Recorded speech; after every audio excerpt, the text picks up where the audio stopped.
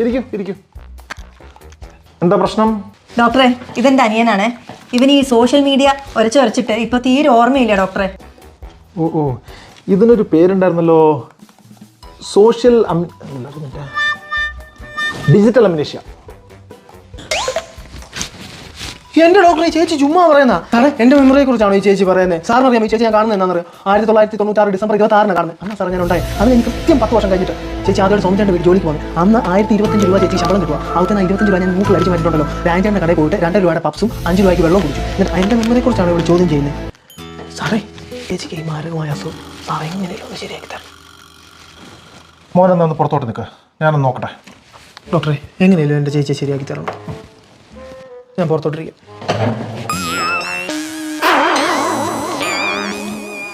ഇത് കൂടിയ അന്വേഷണം.